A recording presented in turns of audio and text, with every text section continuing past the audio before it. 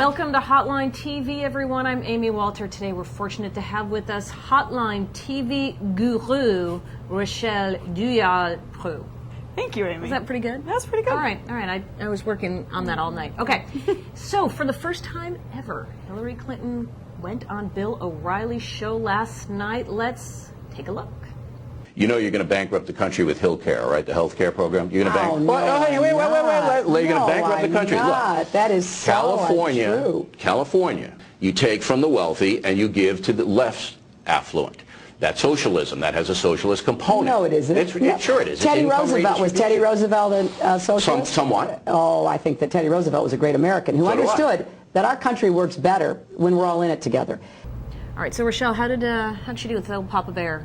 I think she did pretty well. She's really steered clear of the whole right controversy, and when he asked her Although he pushed her on it a lot. He did, yeah. But I think, it was a diplomatic answer, which, is about as much as we can expect at this point. But with the health care question, he accused her of, pushing the country into bankruptcy, and I think what she really showed her strength in is giving the exact plan that she's going to go through and what it's going to do, and she seemed really knowledgeable on the subject, which I thought was, it's a good thing, and I think she really focused on what she was going to do instead of going off into other controversies and not really taking his bait on, But this is exactly, issue. On some levels you'd say, why on earth go on Fox? Both Barack Obama and Hillary Clinton, knowing that they're still in a Democratic primary, right? No, I think there's definitely something to be said for that, but at the same time, you never know who's gonna tune in, and the more people you get your message out to, in the end, it really can't hurt at this point, I think. Well, and there are open primaries in Indiana and North Carolina, so exactly. It's not just that limited universe. And as we've seen,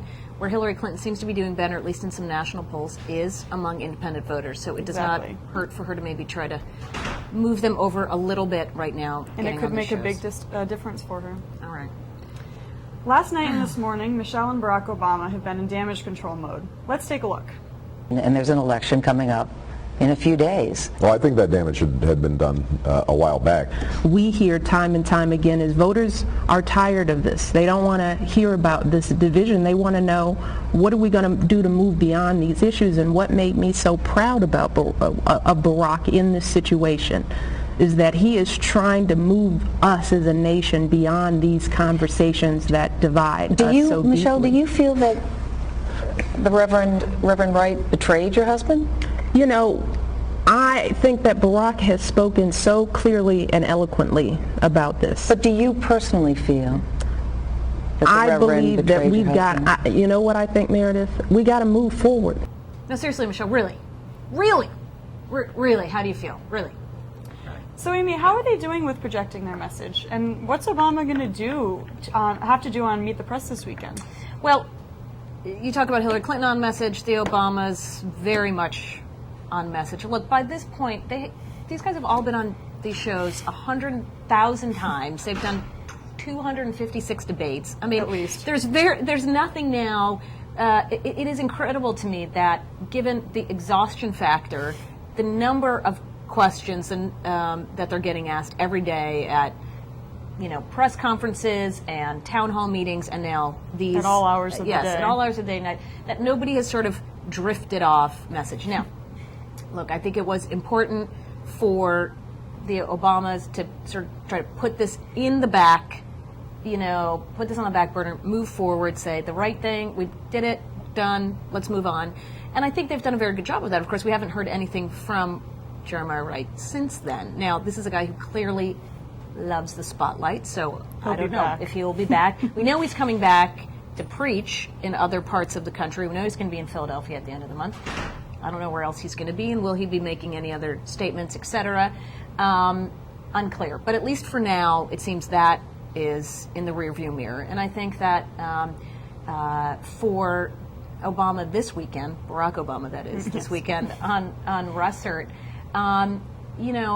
he really still, I think, needs to sell this idea to these undecided superdelegates, these folks who are starting to see polls that show Hillary Clinton doing better in general election matchups, that see her gaining some ground in Democratic primary, that he is the electable candidate in November. That is who, let's face it, that's who watches Meet the Press.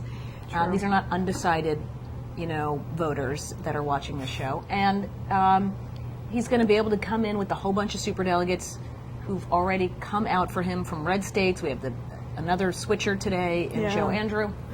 So how can he make those folks, those other superdelegates, the 230 or so of them, feel like he's a safe choice? That is the goal. Not an easy one. No, it's not at all. But that's why he's running for president of the United States. As Hillary Clinton said, It's not an easy easy job. job. No, it's not. Look at you. All right. Well, that frantic Meet the Press music. Ooh, it always gets me going. But it means that we have to go. We're sorry for stealing your theme, Tim, but we'll see you all next time on Hotline TV.